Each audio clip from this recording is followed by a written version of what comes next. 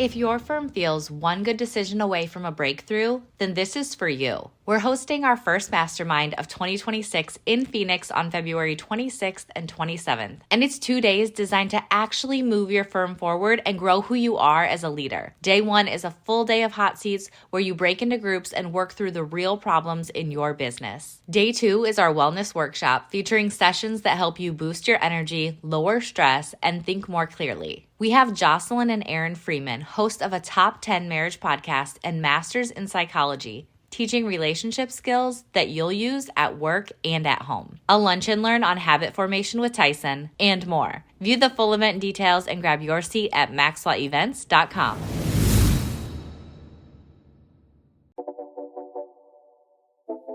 This is Maximum Lawyer with your host, Tyson Mutrux. Welcome back to the Maximum Lawyer podcast. Today we're sharing another session from MaxLawCon 2025. Today's episode features Ryan Weber, the marketing brain behind Thomas & Weber Law at the Lake and CMO at Weber Marketing. In this talk, Ryan digs into the excuses that keep lawyers from showing up on video, even when they know it would help their firm grow. He shares how simple, consistent content can build trust, attract the right clients, and drive real revenue, even in a practice area that's not exactly flashy. This is Smart People, Dumb Excuses with Ryan Weber. Tyson texted me, I don't know, a couple months ago and was like, hey man, you want to speak at MaxLawCon?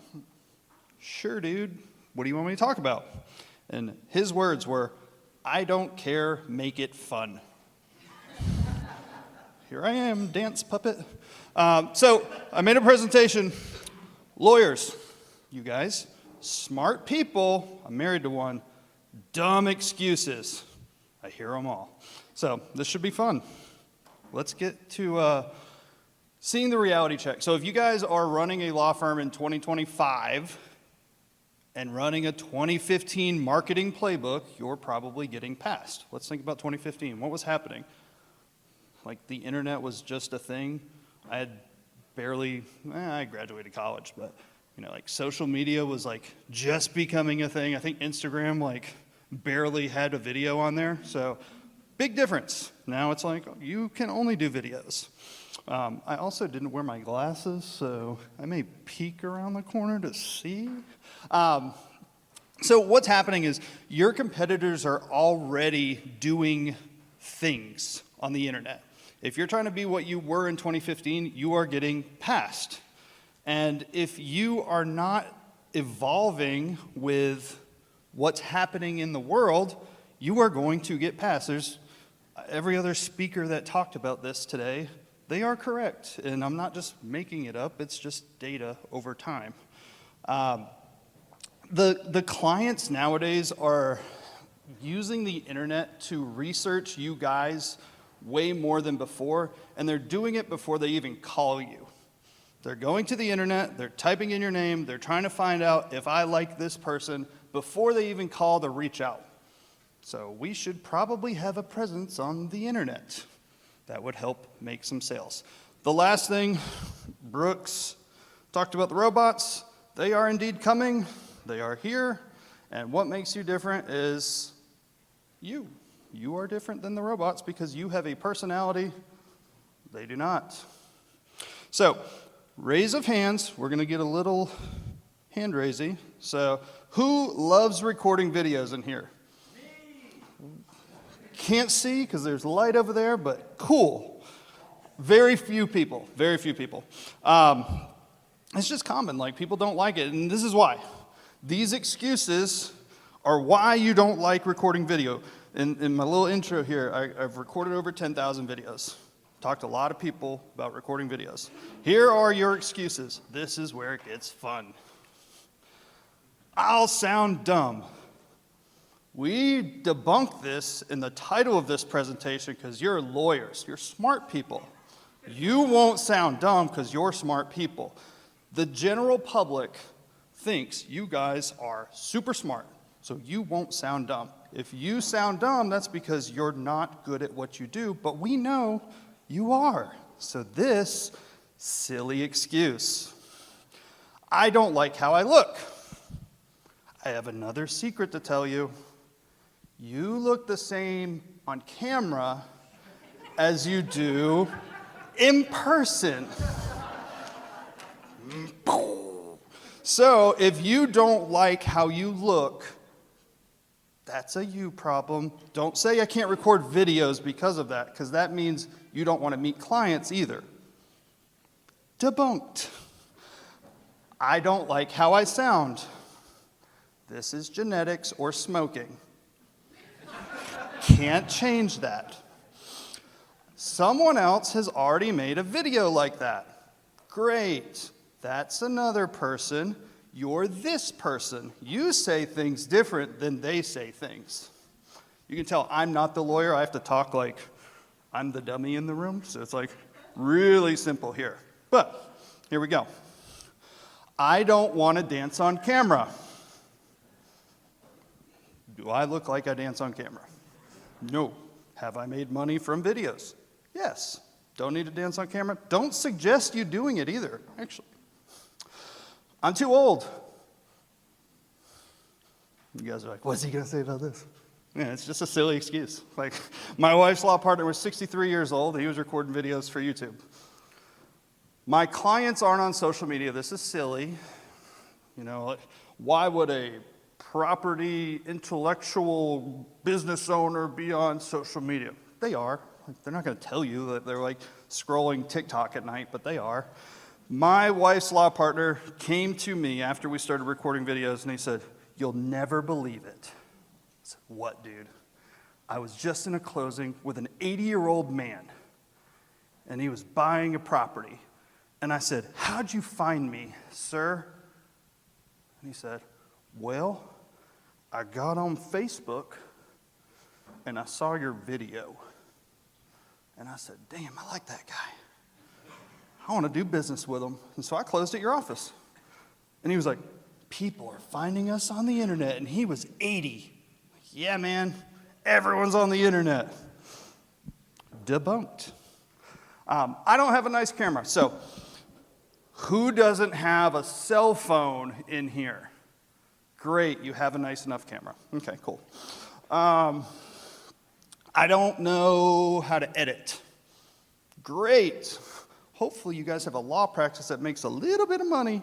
You could pay somebody that knows how to edit and do all this for you. Debunked. I don't know what to talk about. You are lawyers. You have clients you talk to every single day. They ask you questions. You guys send emails after they ask you a question, and you answer their questions. Video. This is easy. Let's keep doing excuses. So another one, this is a big one. I was talking to Jerry the other night, and he was like, "Yeah, I make the excuse. I don't have time." Like, cool.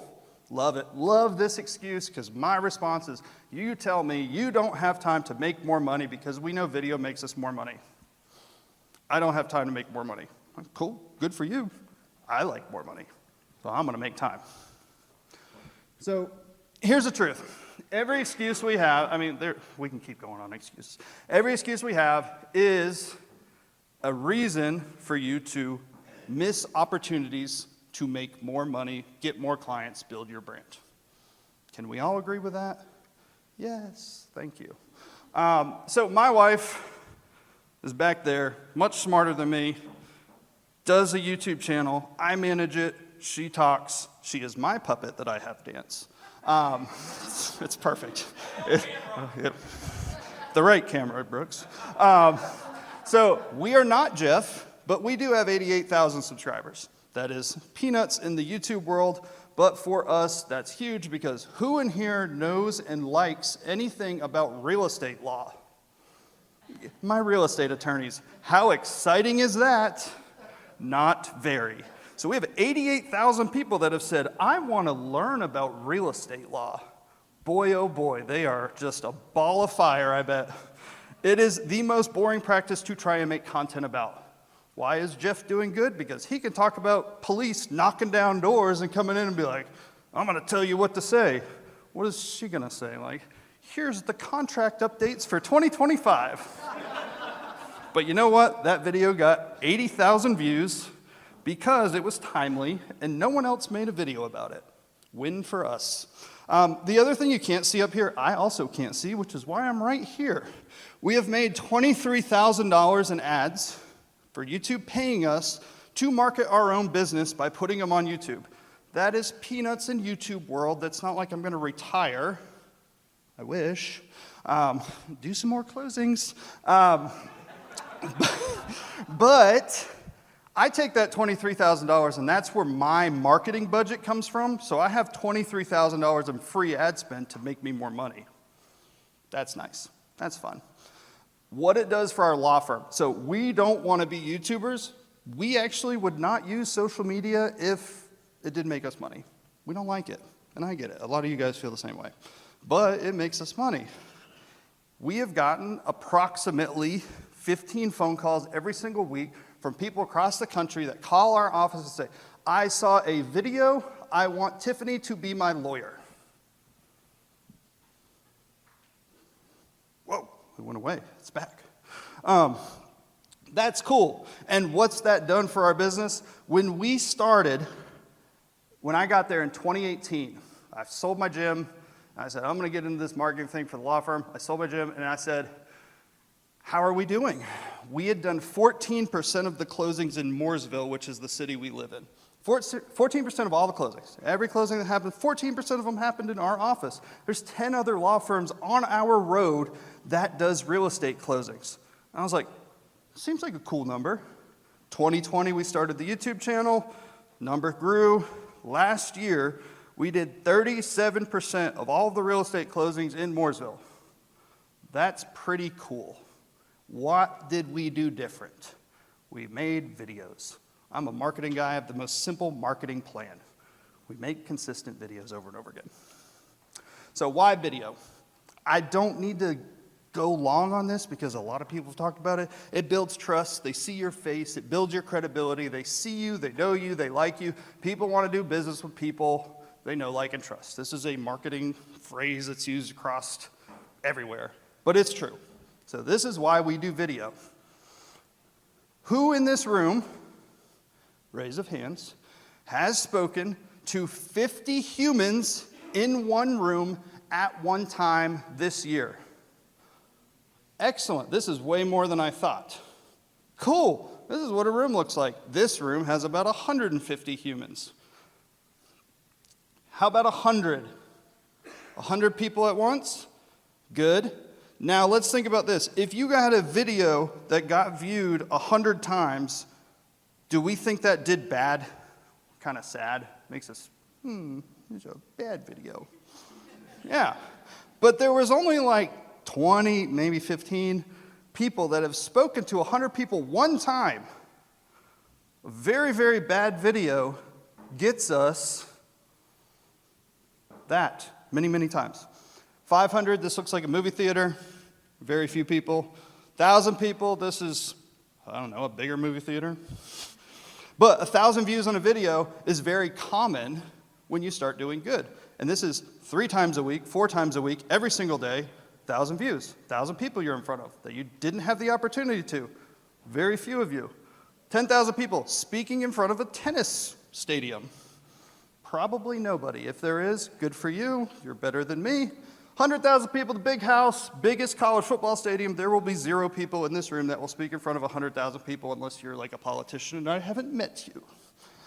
But we have one video that has over 1 million views. It's 10 of the big houses. It was posted in 2020. It's posted in 2022. In 2024, that video, for some reason, hit the algorithm. Don't know why. And overnight, that video got 10,000 views, and it's grown and grown and grown. To this day, it's still getting 2,000 views a day, and it has over 1 million. I have 10 big houses that Tiff's face has been in. Pretty cool.